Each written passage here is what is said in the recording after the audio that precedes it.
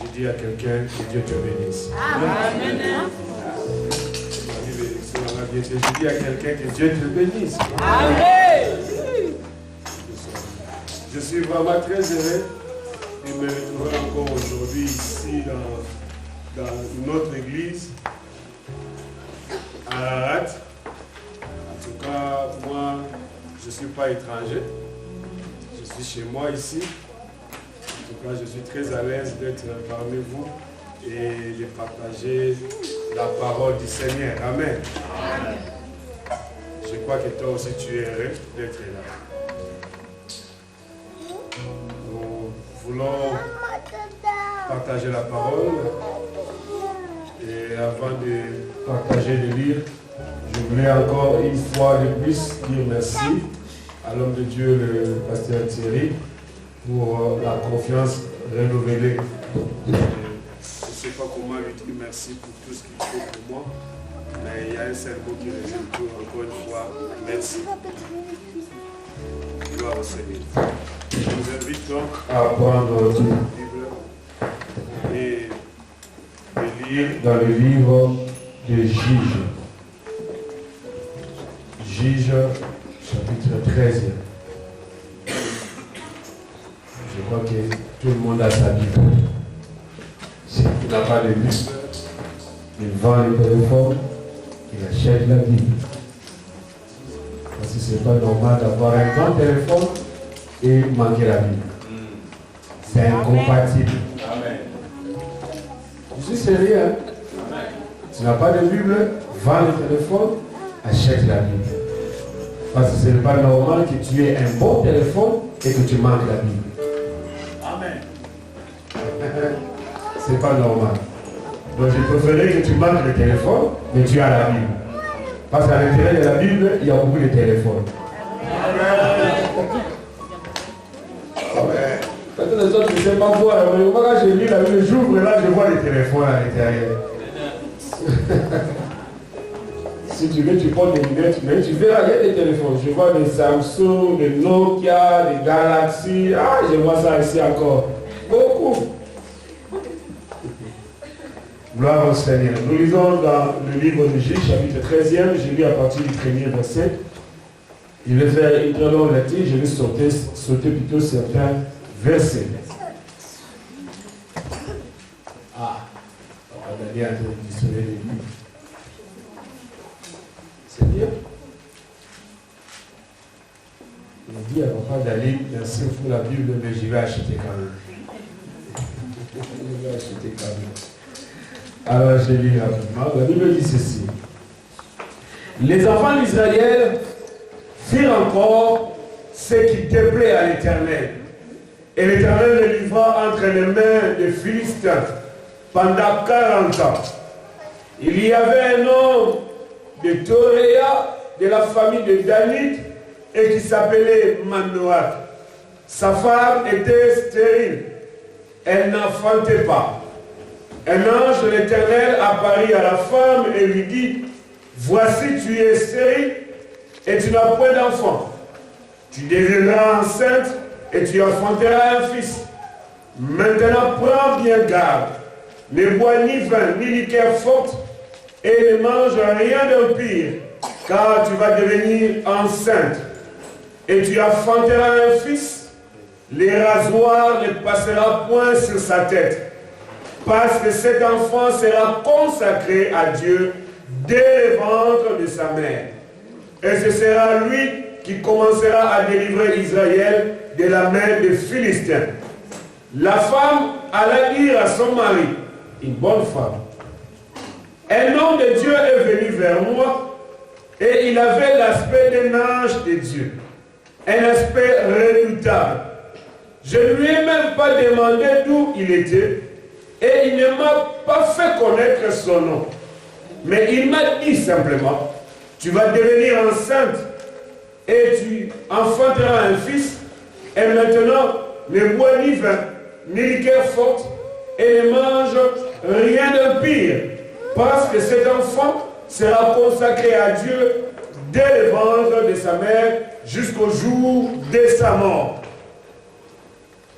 Manoach fit cette prière à l'Éternel. Ah Seigneur, que l'homme de Dieu que tu as envoyé vienne encore vers nous et qu'il nous enseigne ce que nous devons faire pour l'enfant qui naîtra. Genèse 9. Dieu exauça la prière de Manoach et l'ange de Dieu vint encore vers la femme et elle était assise dans un champ et Manoach, son mari, n'était pas avec elle. La Bible dit, elle courut vers son mari pour donner la nouvelle. Et il lui dit, voici l'homme qui était venu l'autre jour vers moi m'est apparu. Manoach se leva, suivit la femme, alla vers l'homme et lui dit, est-ce toi qui as parlé à cette femme? Il lui répondit, c'est moi. Manoach lui dit, maintenant, si ta parole s'accomplit, que faudra-t-il observer à l'égard de l'enfant qui naîtra? Et qu'aura-t-il à faire? L'ange de l'Éternel répondit, la femme s'attendra de tout ce que je lui ai prescrit. Verset 15e. Manoach dit à l'ange de l'Éternel, permets-moi de te retenir et de t'apprêter un chevreau. L'ange de l'Éternel répondit à Manoach, quand tu me retiendrais, je ne mangerai pas de ton main. Mais si tu veux faire l'holocauste, tu le feras à l'Éternel. Manoach ne savait pas que ce fut un ange de l'Éternel. 18. L'ange de l'Éternel répondit, pourquoi demandes-tu mon nom? Il est merveilleux. Manoach prit les chevaux et l'offrande et fit un sacrifice à l'Éternel sur le rocher. Il s'opéra un prodige pendant que Manoach et sa femme regardaient comme la flamme montait du dessus de l'autel vers le ciel. L'ange de l'Éternel monta dans la flamme et de l'autel. À cette vie, Manoach et sa femme tombèrent la face contre terre. Amen. Amen. Seigneur, bénis cette parole que nous voulons partager cet avant-midi. Cette parole qui nous a créés, cette parole qui nous connaît mieux que nous-mêmes. Cette parole qui est un miroir, qui nous fait voir exactement ce que nous sommes. Seigneur, bénis-nous et bénis-moi aussi. Édifie-nous par ta parole. Nous ne sommes pas venus par hasard, nous sommes venus te rencontrer. Seigneur, permets-nous de recevoir une parole, une phrase, un mot qui peut nous édifier, nous bénir et nous réconforter. À toi la majesté, Père, au nom de Jésus, je te prie et je dis Amen. Amen. Le thème de ce moment de prière que l'Église a organisé, c'était la foi et la prière. Quand la foi et la prière se mélangent, vivent ensemble. Et j'ai réfléchi, je me suis dit, la foi et la prière sont des choses ou des éléments trop importants dans la vie d'un enfant de Dieu. Amen. Amen. Dans la vie chrétienne, la foi et la prière sont des éléments indissociables, des éléments importants pour vivre la vie chrétienne normale que tout enfant de Dieu doit appliquer. Donc c'est inconcevable de voir dans la vie d'un enfant de Dieu le manque de la prière ou soit le manque de foi. Donc la foi et la prière sont des vrais amis, des deux amis qu'on peut qualifier inséparables. Alléluia. Amen. Donc tu ne peux pas choisir la foi et délaisser la prière. Tu ne peux pas non plus choisir la prière sans la foi. Parce que celui qui a la foi, c'est celui-là qui prie. Et c'est celui qui prie, c'est celui qui a la foi. Donc ce sont des choses qu'on ne peut pas séparer. Donc tu pries, c'est que tu as la foi. Tu as la foi, donc tu dois prier. Donc ne me dis pas que je prie sans la foi, c'est impossible, c'est anormal. Amen. Et nous sommes dans un programme que l'Église a intitulé La génération des gagnants. Waouh! La génération des gagnants. Donc moi, si je suis gagnant, et je dois faire en sorte que la génération dans laquelle je me trouve puisse se stabiliser et se prolonger dans le temps. Alléluia. Amen. Donc, parce que nous sommes dans la génération des gagnants, nous devons faire attention à ce que nous allons écouter. L'année passée, il y avait aussi la génération des gagnants. Et Dieu a fait beaucoup de choses dans la vie de plusieurs. Dans ma vie en particulier. Si dans ta vie aussi tu me dis Amen. Amen. Donc dans la génération des gagnants, Dieu nous a fait beaucoup de choses. Et c'est pourquoi je dis à quelqu'un, quand nous venons dans des assises, dans des organisations, dans des programmes comme celui-ci, ne viens pas, comme je l'avais dit la fois dernière, prier ou rechercher un Jésus historique. Amen. Le Jésus de l'histoire. Ne prie pas Jésus de l'histoire, mais prie le Jésus de je suis. Le Jésus d'aujourd'hui, le Jésus d'actualité, le Jésus qui te donne la capacité de faire des choses d'aujourd'hui. Alléluia. Dieu qui a fait hier, il est capable de le faire encore aujourd'hui. Le Dieu qui t'a béni hier, il est capable de te bénir encore aujourd'hui. Donc tu dois avoir une foi d'aujourd'hui. La foi, c'est l'actualité. La foi, c'est les choses d'aujourd'hui. Amen. Alors, au travers de l'histoire que nous venons de lire, les passages que nous venons de lire, je voulais nous partager pendant quelques minutes seulement d'un thème ou d'un sous-thème que je voulais intituler « La grâce revient ». Amen. La grâce revient. Oh. J'ai dit la grâce revient. Amen. Fais comme moi, la grâce revient. La grâce revient. La grâce revient. Alors je voulais que nous puissions lire tous ensemble à haute voix les versets 8. Tous ensemble, les versets 8. Vous y êtes? 1, 2, 3. Ah Seigneur, que le nom de Dieu que tu as envoyé encore vers nous et qu'il nous enseigne ce que nous devons faire pour l'enfant qui naîtra. Amen. Ah Seigneur, que l'homme de Dieu que tu as envoyé, qu'il revienne encore. Amen. Cela voudrait dire les choses qu'il avait annoncées à ma femme, je voudrais écouter encore. Amen. Les choses que tu avais promises, je vais les revivre encore.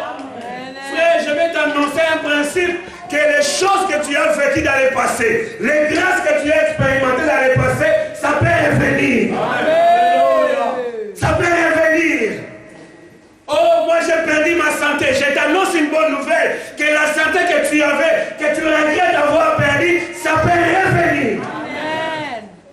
Les choses que tu avais déclarées, ça peut revenir. Les enfants d'Israël étaient en esclavagisme en Égypte.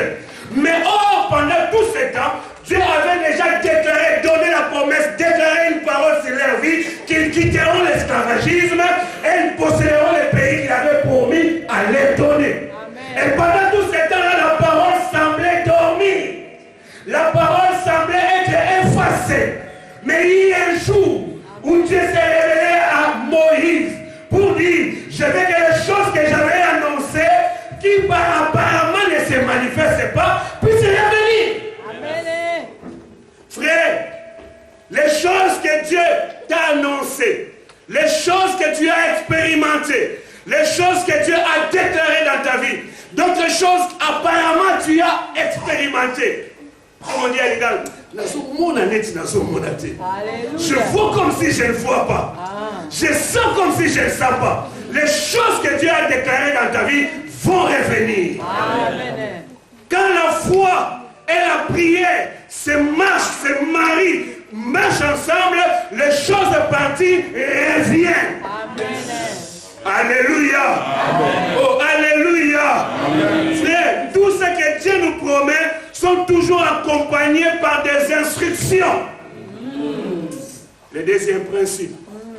Tout ce que Dieu nous promet, Dieu nous le promet des choses qui sont accompagnées par des instructions.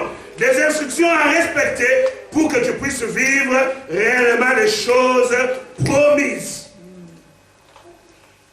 Et troisième principe, avant de continuer, les choses que Dieu promet, les choses qui vont revenir, seront exclusivement pour la gloire de Dieu.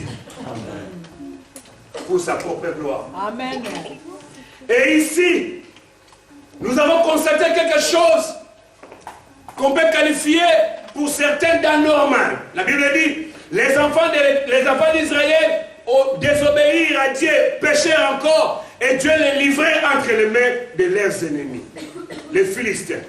Et la Bible précise, pendant 40 ans, il y avait les ténèbres, il y avait les problèmes, il y avait la maladie, il y avait la disette, il y avait beaucoup de problèmes.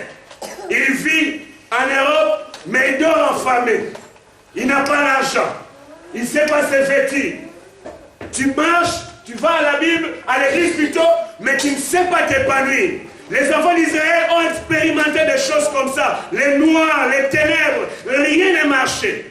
Or, si vous consultez l'histoire, les enfants d'Israël avaient toujours la domination sur les Philistins pendant qu'ils marchaient avec Dieu. Pendant qu'ils vivaient avec Dieu, les enfants d'Israël avaient toujours la domination sur les Philistins. Mais parce qu'ils ont désobéi à l'Éternel, les choses ont changé. Maintenant, c'est les Philistins qui commençaient à dominer, à régner sur les enfants d'Israël. Au point même à prendre les impôts. Tu travailles, je prends l'impôt sur votre travail. Tu travailles, ton salaire est divisé par 2. Et il y avait les ténèbres, personne ne pouvait faire quelque chose. Et j'aime le passage parce que la Bible dit, Dieu s'est révélé à un homme qui s'appelle Manoach. Manoach était un enfant d'Israël qui vivait sa vie différemment des autres. Pourquoi? Parce qu'il était parmi ceux-là, malgré la situation du péché, que le peuple d'Israël s'était livré. Lui, il avait dit, moi je vais me garder, je vais me réserver pour Dieu. Amen. Il était parmi ceux-là qui avaient encore l'espoir que les jours meilleurs reviendront. Amen. Il était parmi ceux-là qui avaient encore la capacité d'invoquer le Dieu d'Israël. Il était parmi ceux-là qui avaient encore les souvenirs de tout ce que Dieu avait fait en Israël. Et il croyait, il savait qu'un jour viendra, Dieu le ferait et manifesterait sa gloire pour Israël. Et Dieu l'a choisi. Dieu a visité sa femme. Et pendant que sa femme, Dieu, je ne sais pas, elle réfléchissait sur autre chose, l'ange de l'Éternel lui apparut pour lui donner des instructions, pour lui donner la bonne nouvelle. Et j'aime la femme, elle est allée raconter ça à son mari. Elle n'a même pas fait le dialogue avec l'ange de l'Éternel pour commencer à poser trop de questions. Excusez-moi, je sais qu'ici en France, il y a l'égalité entre l'homme et la femme, comme on dit la Constitution. Mais je te dis, ça c'est normal, parce que c'est la loi qui le dit. Mais dans la Bible aussi, il y a aussi une institution qui s'appelle le mariage, qui a aussi ses lois et ses règles. Amen. Les Françaises, résistance, hein? Dites Amen, non? Amen. Il y a aussi des règles. Il y a aussi des règles du mariage. Dans les règles du mariage, la Bible dit, c'est l'homme qui a la prépondérance sur la femme. Et cette femme avait compris. Elle est allée raconter ce qui s'est passé avec l'homme sans pour autant avoir la capacité de décider, de juger. Et l'homme Manoach que nous sommes en train de lire, il a fait la prière. Il a dit, ma femme m'a raconté les choses, mais les choses que ma femme m'a racontées, c'est tellement meilleur, tellement bon à écouter, je voudrais que moi-même aussi je puisse l'attendre. Et il a dit, je ne vais pas me laisser calme, je vais faire une prière. Il a dit, ah Dieu, que l'homme de Dieu que tu as envoyé pour parler à ma femme, qu'il revienne encore. Qu'il revienne nous raconter, nous parler encore des choses que tu as mis dans son cœur pour la femme. J'aimerais aussi l'entendre. Et j'aime, la Bible dit, Dieu exauça la prière de Manoach. Et l'homme de l'Éternel est arrivé. L'homme de Dieu est arrivé. Et il a raconté des choses. Et Manoach lui a dit, quel est ton nom? Il a dit, pourquoi veux-tu connaître mon nom? Mon nom c'est très merveilleux. Et il a dit, bon, je t'en prie, je vais te préparer un chevreau pour que tu manges. Il a dit, moi je ne mangerai pas. Mais si tu as quelque chose à faire, fais l'holocauste à l'Éternel. Amen. Oh, amen. Amen. Frère, il y a des choses qui se passent dans cette famille de Manoach, des choses qui doivent interpeller nous, les gagnants, nous, les frères et sœurs de l'église d'Ararat, nous, les frères et sœurs de l'église de Milouz. pour nous faire comprendre que le temps est venu où les choses qui apparemment semblaient être noires devraient commencer à s'éclaircir. Les choses qui apparemment étaient loin de notre intelligence, loin de notre portée, devraient commencer à s'éclaircir.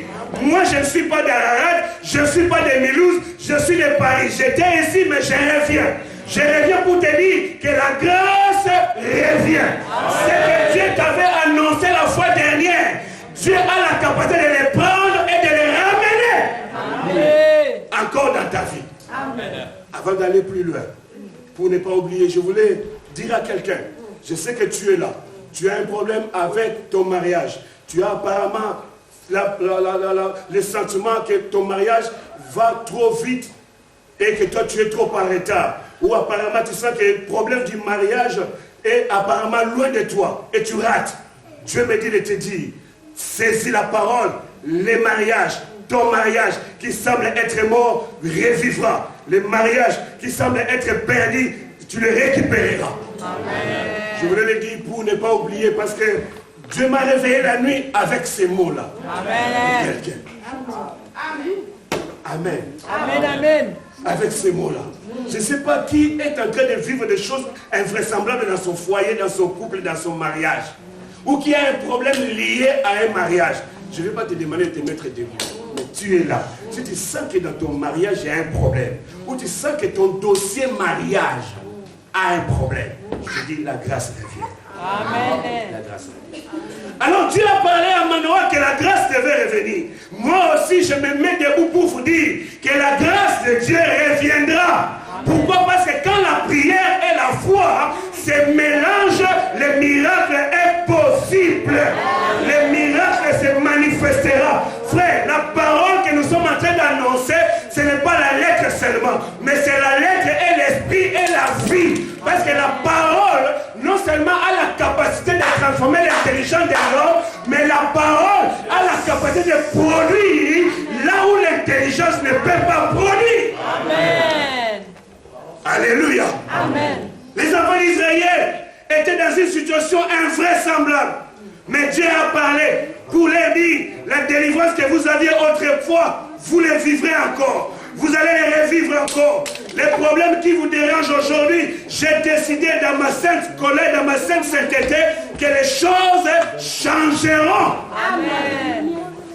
Amen. Amen. Alors je vais parler de quelques points qui peuvent nous aider à vivre les retours de la grâce dans notre vie. Amen. La première des choses qui fait ou qui fera en sorte que tu puisses vivre la grâce de Dieu, on en a parlé hier, mais ça s'appelle la sainteté. Je ne vais pas insister sur ça hier parce qu'on en a parlé. Quand il parlait, je dis, bon, moi aussi, je voulais parler de ça. La sainteté. Amen. La sainteté. Frère, je voulais nous faire remarquer que la sainteté, c'est la base de la grâce de Dieu. Parce que si je te demandais de définir la grâce, on dit, c'est une faveur imméritée. C'est quelque chose que Dieu me donne que je ne peux pas acheter avec l'argent. C'est quelque chose que Dieu me donne que je ne peux pas mériter avec les capacités. C'est quelque chose qui va au-delà de mes capacités intellectuelles. Amen. La grâce, c'est quelque chose que je ne peux pas posséder tout simplement parce que je suis le plus beau de tous. La grâce, c'est quelque chose que je ne peux pas posséder tout simplement parce que je suis le plus intelligent de tous. La grâce, c'est quelque chose que je peux posséder si Dieu lui-même le décide que ce soit ainsi. Amen. Alléluia. Amen. Donc c'est pourquoi je le dis, je répète encore, le domaine de la grâce est un domaine compliqué, où nous voyons les moins forts obtenir la victoire sur les plus forts. Amen. Où nous voyons les moins beaux recevoir des choses plus que les beaux. Où nous voyons que ceux qui n'ont même pas les bacs obtenir le travail de directeur plus que ceux qui ont le diplôme de bac plus 4. Donc le domaine de la grâce, c'est un domaine compliqué. Frère, je ne sais pas t'expliquer comment la grâce travaille dans la vie de quelqu'un. Ça dépend de celui qui est assis sur le trône. Alléluia. Vous savez, la grâce produit des choses dans la vie de quelqu'un Au point où lui-même, la personne, ne sera pas à mesure d'expliquer. Quand on te posera la question, explique-moi comment tu es arrivé en France. Explique-moi comment tu es devenu pasteur. Explique-moi comment tu es marié. Explique-moi comment tu as des enfants. Tu diras, moi aussi, je ne sais pas. Je dormais seulement, Dieu m'a béni. Alléluia. Oh, j'annonce la grâce dans la vie de quelqu'un. Que Dieu ouvre les ciels et la grâce descend. Le domaine de la grâce, c'est un domaine compliqué. Le domaine de la grâce va au-delà des domaines des biceps. Tu te dis plus fort que moi, mais à cause de la grâce, je te triompherai. La grâce, c'est le domaine de Gédéon. Le plus petit dans la maison de son père. Mais il remporte la victoire plus que ceux qui sont les aînés. Amen. Yes. Yes. Amen. Amen. Le domaine de la grâce, c'est compliqué. Le domaine de la grâce va au-delà de l'intelligence. Même les papas des généraux étaient étonnés. On lui apprendra que ce général qui a fait de telles choses, il dit, mon fils, le cadet là, lui, je ne peux pas imaginer. Non, la grâce prend de quelqu'un du cadet et le faire devenir aîné de la famille. Donc la grâce bouleverse les choses. La grâce change de situation et de conditions. La grâce change de positionnement. La grâce peut te prendre ici et te ramener vers Paris. La grâce peut te prendre de Paris et te venir t'établir ici. Alléluia. Amen. Aïe, aïe, aïe. Amen. Pourquoi tu te poses des questions?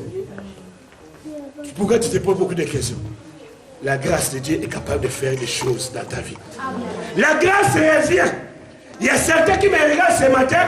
Quand ils grandissaient, les parents disaient, toi certainement tu seras béni. La façon de parler, vraiment je sens que tu es trop sérieux. Tu es intelligent, Ma fille, toi vraiment tu auras un bon mari. Mais tu te rends compte depuis que tu as grandi, ce que les parents disaient ne s'accomplissent pas. Ah, que Dieu bénisse les pasteurs Thierry pour la génération des gagnants. Pourquoi? Parce que la génération des gagnants ouvre une porte au ciel. Et la grâce produit des choses que les parents ont annoncées et aussi lesquelles tu croyais qu'ils ne se manifestaient pas. Mais à cause de la grâce, ça va revenir. Amen. Ça va revenir. Amen. Tu sais, la grâce se fera en sorte que tu grandis en âge, mais vous nous nattez. La grâce fera que tu grandis en âge, mais tu resteras toujours jeune. Amen. La grâce fera que tu grandis en âge, mais tu resteras toujours jeune. Tu resteras toujours en compétition avec ceux qui sont moins âgés que toi. Même les enfants seront étonnés. Père, je ne te laisserai pas la place. Parce que la grâce est sur moi. Les choses auxquelles toi tu expliques, moi aussi. Tu peux me dire, lui il est déjà trop vieux. À cause de la grâce, les choses auxquelles tu expliques, moi aussi je peux les recevoir. Amen. Je resterai toujours jeune. Amen. Amen. Je ne vieillirai jamais. C'est pourquoi quand on te posera la question, quel est ton âge? Il ne faut pas avoir honte de dire, ils vont se moquer. On ne se moque pas. L'âge, mon âge, c'est l'âge de ma conversion. Amen. Changer. J'ai des cartes d'identité. Pour mes éléments et pour tout le monde. Amen. Si mes éléments veut me demander la carte d'identité, je lui donnerai. Mais si Dieu me parle, quel est ton âge, je lui donnerai aussi mon âge. Amen. Dieu dira, ah, tu es encore jeune, hein? Amen. Alléluia. Amen. Parce que quand tu as regardé ton âge ce matin, tu as eu peur. Mais oui. Tu as eu peur parce que tu as regardé ton âge. Ouh, je suis en train de partir où? Je suis encore là. Je suis encore là, partir où? Dieu a choisi Manoach. Dieu a fait grâce à Manoach. On a dit, Manoach était parmi ceux-là qui craignaient l'Éternel. Amen. Parmi ceux-là qui croyaient encore que Dieu pouvait faire quelque chose pour Israël.